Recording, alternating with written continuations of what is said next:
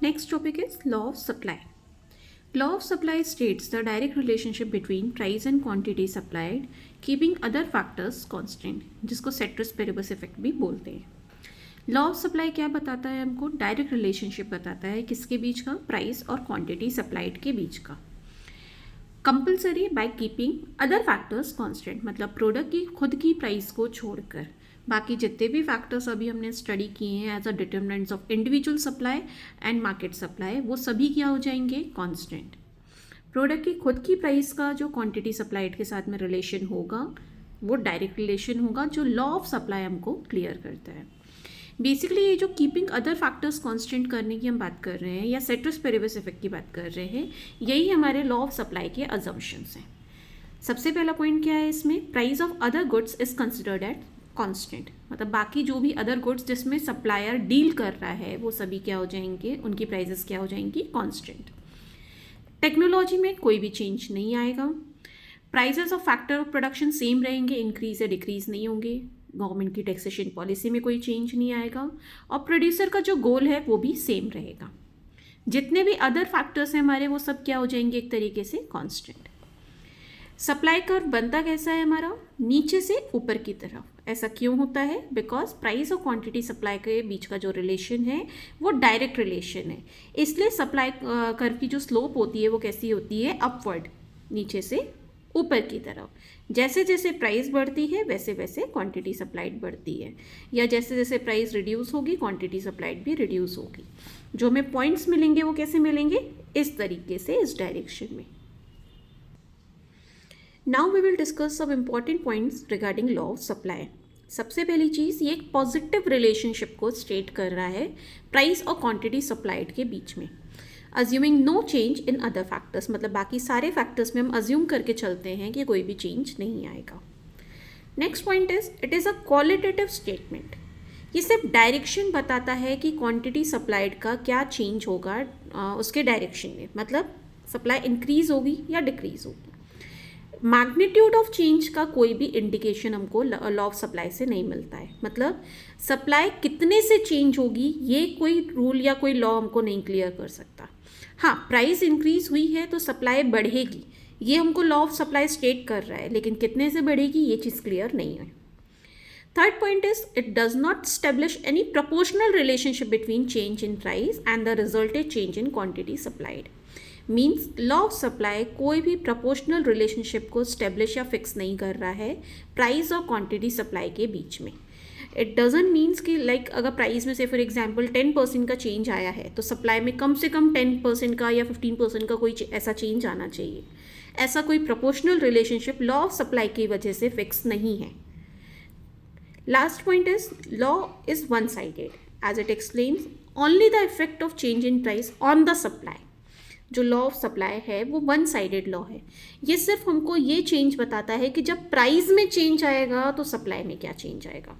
उल्टा रिलेशनशिप हम लॉ से स्टडी नहीं कर सकते हैं. मीन्स अगर सप्लाई में चेंज आता है तो उस वजह से क्या प्राइस इफेक्ट हो सकती है, ऐसा कुछ भी हमको लॉ ऑफ सप्लाई क्लियर नहीं कर रहा है. ये वन साइडेड लॉ है, इसमें हम सिर्फ प्राइस के चेंज का असर देखते हैं, इफेक्ट देखते हैं किसके ऊपर? सप्लाई के ऊपर. Now we will discuss the reasons for law of supply, मतलब लॉ ऑफ सप्लाई हमारा ऑपरेट क्यों होता है, उसके पीछे के रीजंस क्या हैं. सबसे पहला पॉइंट है हमारा प्रॉफिट मोटिव. हर प्रोड्यूसर का, हर सेलर का एक बेसिक एम होता है, बेसिक ऑब्जेक्टिव होता है टू अर्न प्रॉफिट. जब भी मार्केट में प्रोडक्ट की प्राइसेस इंक्रीज होती हैं, नो डाउट प्रोड्यूसर की कॉस्टिंग में कोई चेंज नहीं आया है, लेकिन प्राइस इंक्रीज होने की वजह से उसका प्रॉफिट मार्जिन क्या हो जाता है? इंक्रीज. प्रॉफिट मार्जिन इंक्रीज होता है तो ऑटोमेटिकली प्रोड्यूसर का एम जो है वो सेटिस्फाइड हो पाता है, तो प्रोड्यूसर अपनी सप्लाई को इंक्रीज करेगा ही करेगा. ऑन द अदर हैंड जब भी प्राइसेस फॉल होती हैं तो ऑटोमेटिकली सेम कॉस्टिंग के साथ में भी सप्लायर का जो प्रॉफिट मार्जिन है वो क्या हो जाता है? रिड्यूस, जिसकी वजह से सप्लायर का जो प्रॉफिट मोटिव है वो कहीं ना कहीं पीछे छूट जाता है. देयरफॉर उसको ध्यान में रखते हुए सप्लायर अपनी सप्लाई को क्या कर देता है? Decrease. Next point is change in number of firms. जब पर्टिकुलर प्रोडक्ट की प्राइजेस लगातार मार्केट में इंक्रीज हो रही होती हैं तो ऑटोमेटिकली उसकी वजह से नए सप्लायर्स और अट्रैक्ट होते हैं, नई फर्म्स अट्रैक्ट होती हैं उस पर्टिकुलर प्रोडक्ट प्रोडक्ट में मार्केट में आने के लिए। जितनी ज़्यादा फर्म्स मार्केट में एंटर करेंगी उतना ज़्यादा मार्केट सप्लाई क्या होगी हमारी, इंक्रीज़ होगी। ऑन द अदर हैंड जब प्राइस फॉल करने लगती है कहीं ना कहीं कुछ फर्म्स को उस पर्टिकुलर प्रोडक्ट में लॉस होने लगता है, जिसकी वजह से कुछ फर्म्स क्या कर देती हैं, उस पर्टिकुलर प्रोडक्ट का प्रोडक्शन स्टॉप या रिड्यूस, जिसकी वजह से हमारी सप्लाई क्या हो जाती है, मार्केट में ऑटोमेटिकली रिड्यूस हो जाती है। And the last point is change in stock. Her producer अपने प्रोडक्ट का कुछ ना कुछ स्टॉक मेंटेन करके रखता ही है, इसलिए जब भी प्रोडक्ट की प्राइसेस इंक्रीज होती हैं तो सेलर के पास इतना रेडी आउटपुट या इतना रेडी मटेरियल होता है कि वो सप्लाई को इंक्रीज कर पाए और उस बढ़ी हुई प्राइस का उसको फ़ायदा मिल पाए। ऑन द अदर हैंड जब भी प्राइसेस लो हो जाती हैं मार्केट में, at the same time producer क्या करता है, अपने प्रोडक्ट की सप्लाई को रिड्यूस कर देता है और उसको स्टॉक करने लगता है कि सो दैट जब बाद में फ्यूचर में प्राइसेस इंक्रीज हों तो वो उन प्रोडक्ट को स्टॉक में से सप्लाई में कन्वर्ट करके प्रॉफिट अर्न कर पाए। Now we will discuss the exceptions to law of supply, मतलब कुछ ऐसे पॉइंट्स जो बेसिकली लॉ ऑफ सप्लाई के अपोजिट हमको रिएक्शन शो करते हैं, जिसमें सबसे पहला पॉइंट है फ्यूचर एक्सपेक्टेशन। कई बार ऐसा देखा जाता है कि अगर प्रोडक्ट की प्राइस रिड्यूस हो रही है लेकिन सेलर ये एक्सपेक्ट कर रहा है कि फ्यूचर में और ज़्यादा रिड्यूस हो सकती है, मतलब अभी भी सेलर को लॉस हो ही रहा है प्राइस रिड्यूस होने की वजह से, लेकिन फ्यूचर में लॉस और ज़्यादा हो सकता है प्राइस रिड्यूस होने से। देयरफॉर सप्लायर क्या करेगा, लॉ ऑफ सप्लाई के अगेंस्ट में वर्क करेगा और वो अपने प्रोडक्ट की सप्लाई अभी इंक्रीज करके अपने स्टॉक को क्लियर कर देगा ताकि उसका लॉस कम से कम हो, फ्यूचर में प्राइसेस और ज़्यादा रिड्यूस होने की वजह से और ज़्यादा उसको लॉस बेयर ना करना पड़े। ये जो रिएक्शन है सेलर का बेसिकली लॉ ऑफ सप्लाई के अगेंस्ट है, अपोजिट है। ऐसी सिचुएशन में लॉ ऑफ सप्लाई हमारा फिट नहीं हो पाता है। ऑन द अदर हैंड अगर सेम सिचुएशन अगर प्राइस राइज के केस में हो, मतलब ऑलरेडी प्राइस राइज होना चालू हो गई है लेकिन फ्यूचर में प्राइसेस और ज़्यादा इंक्रीज होने के चांसेस हैं, इन दैट केस सप्लायर अपनी सप्लाई को अभी से क्या कर देगा, एक तरीके से रिड्यूस, ताकि जब और ज़्यादा प्राइस राइज हो जाए तब वो अपनी सप्लाई को बढ़ा के ज़्यादा प्रॉफिट कमा सके। इस सिचुएशन में भी लॉ ऑफ सप्लाई हमारा फिट नहीं हो रहा है। Next point is agriculture good. Law of supply agriculture goods के केस में अप्लाई नहीं हो पाता है बिकॉज इनका जो प्रोडक्शन है वो क्लाइमेटिक कंडीशन पे डिपेंड करता है। जब भी क्लाइमेट में या वेदर में हमारे कोई भी ऐसे अनफोर्सिंग चेंजेस आते हैं जिसकी वजह से एग्रीकल्चर प्रोडक्ट का प्रोडक्शन लो होता है, नो डाउट मार्केट में ऐसी सिचुएशन में प्रोडक्ट की प्राइसेस तो इंक्रीज हो जाती हैं लेकिन स्टिल आप ऐसे प्रोडक्ट की सप्लाई को इंक्रीज नहीं कर सकते तब, बिकॉज क्लाइमेट सपोर्ट नहीं कर रहा है और तुरंत के तुरंत आप उन चीज़ों का प्रोडक्शन ऑटोमेटिकली कर नहीं पाओगे। देयरफॉर भले ही प्राइसेस ज़्यादा है लेकिन आप सप्लाई नहीं बढ़ा पाओगे। Third point is perishable goods. Perishable goods मतलब जो ज़्यादा चल नहीं सकते या जिनकी लाइफ ज़्यादा नहीं होती है, उनको कंज्यूम करके जल्दी ख़त्म करने की ज़रूरत होती है, अदरवाइज वो ख़राब हो जाते हैं। सेलर्स ऐसे गुड्स के केस में भी लॉ ऑफ सप्लाई को अप्लाई नहीं कर पाएगा। लाइक से फॉर एग्जाम्पल वेजिटेबल, फ्रूट्स, ऐसे प्रोडक्ट्स की बात करें, इनको आप ज़्यादा लंबे टाइम तक स्टोर करके नहीं रख सकते, इनकी क्वालिटी ख़राब हो जाएगी। देयरफॉर भले ही फ्यूचर में सप्लायर को कितना भी एक्सपेक्टेड हो कि फ्यूचर में प्राइसेस उसको ज़्यादा मिल सकते हैं या फ्यूचर में प्राइसेस कम हो सकते हैं, वो दोनों ही सिचुएशन में लॉ ऑफ सप्लाई के अकॉर्डिंग रिएक्शन नहीं दे सकता।